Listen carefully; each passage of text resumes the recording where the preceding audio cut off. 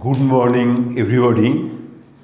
শুরু করছি আজকের আলোচ্য বিষয় সীমাস্থমানের ধারণা, concept of limiting value. Concept of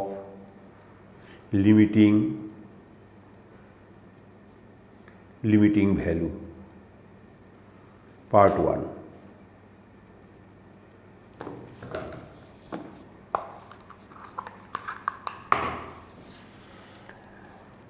প্রথমে আমরা চলের সীমাস্থমান একটু আলোচনা করব। লিমিট অফ এ ভ্যারিয়েবল, চলের সীমাস্থমান। লিমিট অফ এ ভ্যারিয়েবল, চলের সীমাস্থমান নিয়ে আলোচনা করব। ধরে নিচ্ছি এক্স হলো একটি চলরাশি, X be a variable, X be a variable. এক্সের যে গৃহীত মান অর্থাৎ এক্স যে ভ্যালুগুলো গ্রহণ করবে, এক্স টেক্স দি ভ্যালুজ, ধরে নিচ্ছি এক্স টেক্স দি ভ্যালুজ 2.1, 2.01, 2.001 এইভাবে ক্রমাগত ভ্যালুগুলো গ্রহণ করছে।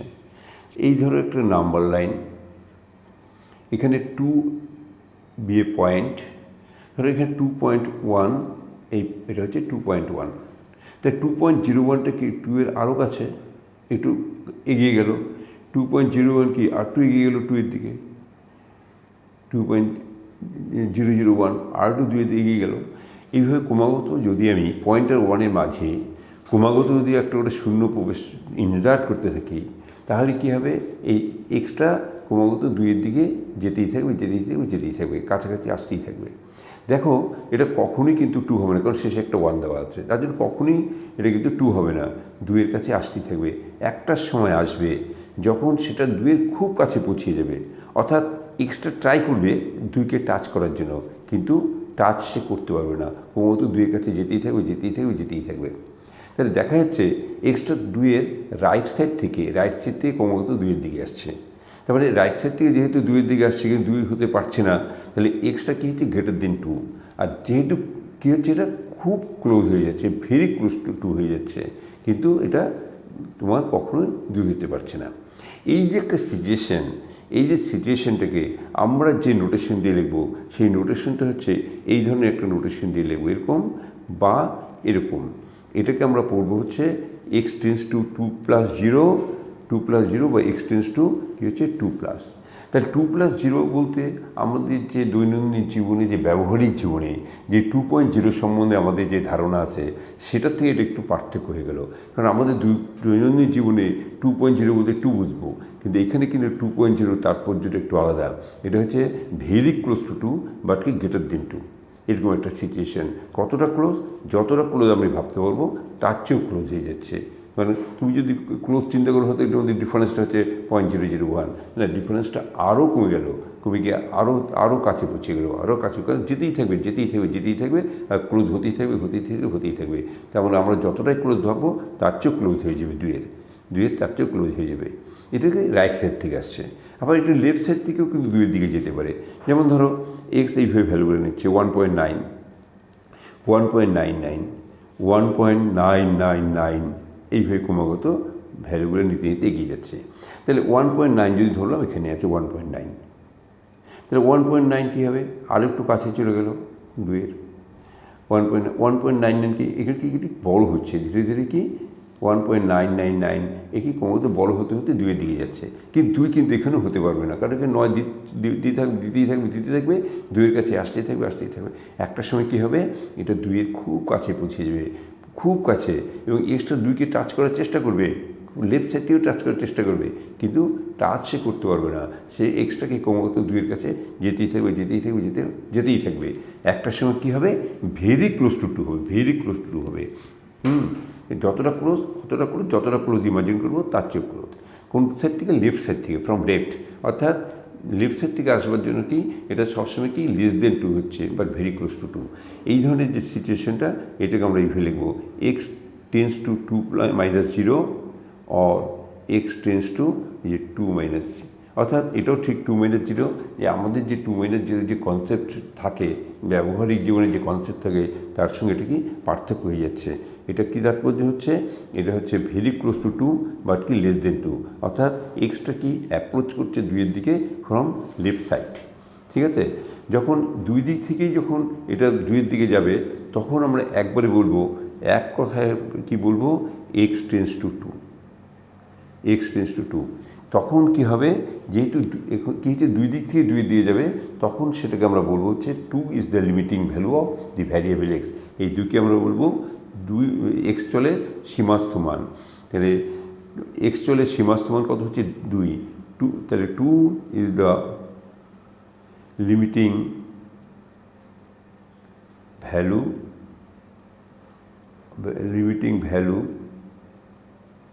of the variable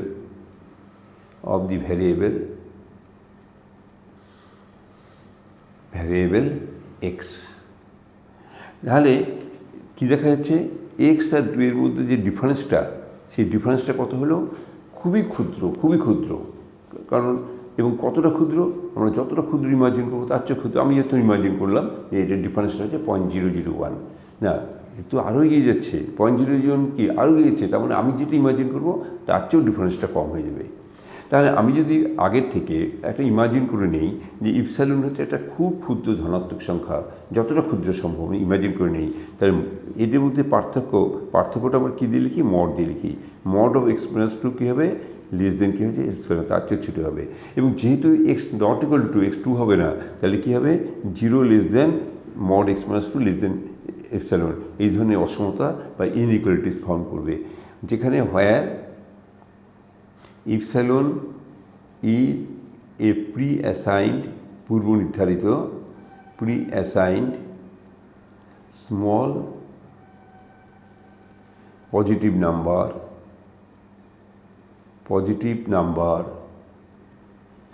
however small।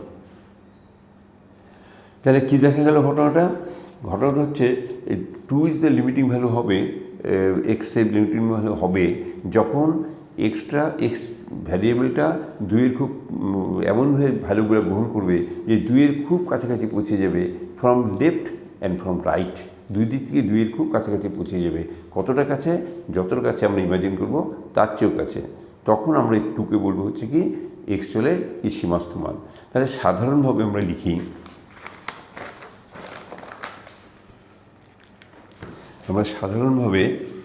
ধরেছি এই একটা নাম্বার লাইন, এই নাম্বার লাইনের উপরে এ বি এ পয়েন্ট একটা নাম্বার নিলাম, একটা ফিক্সড নাম্বার। এক্স কী করছে, ভেরি ক্লোজ টু হচ্ছে গ্রেটার দেন এ, অর্থাৎ রাইট সাইড থেকে এদিকে যাচ্ছে। তখন আমরা লিখব কি by notation x tends to a + 0, অথবা কি x tends to or approaches to a+। আবার যদি এক্সট্রা বার এর দিকে যাচ্ছে ফ্রম লেফট, অর্থাৎ এর চেয়ে ছোটো থেকে এর দিকে যাচ্ছে, তখন আমরা কী লিখব, x tends to a - 0 or কি এক্স টেন্স টু কি a-। যখন দুই দিক থেকে এর দিকে যাবে এবং ভেরি ক্লোজ টু হবে, তখন এই দুটো মিলে আমরা একবারই লিখব এক্স টেন্স টু a, অর্থাৎ তখন বলি a is the limiting value of x. তাহলে the limiting value of x, is কত হচ্ছে a, অর্থাৎ এক্স চলের সীমাস্থ মান তখন a হবে। সেই অবস্থায় এক্স আর এর মধ্যকার যে পার্থক্য, সেই পার্থক্যটা কী হবে, খুবই ক্ষুদ্র হবে। আমরা যদি একটা ক্ষুদ্র ধনাত্মক সংখ্যা ইপসাইলন আগের থেকে ইমাজিন করে রাখি, তার চেয়েও ক্ষুদ্র হয়ে যাবে। অর্থাৎ ডিফারেন্সটাকে আমরা কীভাবে লিখি, mod of x minus a less than কী হবে, ইপসাইলন। কিন্তু এক্স তো নট ইকুয়াল এ, তার জন্য কি 0 লেস দেন করে দিলাম, অর্থাৎ এক্স কোনোদিনই এ হবে না, অর্থাৎ ডিফারেন্সটা সবসময় গ্রেটার দেন 0 হচ্ছে। তাহলে ইপসাইলন হচ্ছে কি, epsilon is a pre-assigned small positive number, however small. তাহলে এই সমস্ত এই যে ইনইকুয়ালিটিসটা ফর্ম করবে, এটাও যা এটাও তাই, এই যে এটাও যা এটাও তাই, কারণ একে বলবো আমরা কী বলবো, এক্স হলে সীমাস্থ মান। ঠিক আছে, এই নেক্সট পার্টে অর্থাৎ পার্ট টুতে আমরা যে বিষয়টা আলোচনা করব সেটা হচ্ছে limit of A function. Limit of A function খুব গুরুত্বপূর্ণ বিষয়, এটাও খুব গুরুত্বপূর্ণ এবং এটা না জানলেও এটা জানা যায় না। যে প্রথম যেটা আলোচনা করলাম এটা ভালো করে জানবে, তারপরে লিমিট অফ এ ফাংশন তোমরা বুঝতে সুবিধা হবে। এবং মনে রাখবে এই লিমিটের কনসেপ্ট যদি পরিষ্কার না থাকে তাহলে কিন্তু খুব একটা বিশ্রী অবস্থায় যাবে, ক্যালকুলাসের উপর কোনো ধারণাই আসবে না। কারণ এই লিমিটের কনসেপ্টটা একটু কঠিন, কারণ অনেকেরই মধ্যে একটা ধারণা আছে টেন্স টু আর ইকুয়াল হয়ে যায়। যেমন লিমিট করতে গিয়ে অনেকেই মনে করে এই এক্স টেন্স টু 2 শুধু এক্স ইকুয়াল টু 2 বসিয়ে দিলাম, এরকম একটা ধারণা কিন্তু অনেকের মধ্যে রয়ে গেছে।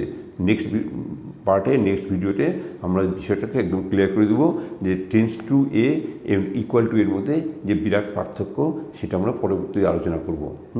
তাহলে নেক্সট ভিডিওতে, তাহলে আজকের মতো এই পর্যন্তই থাক।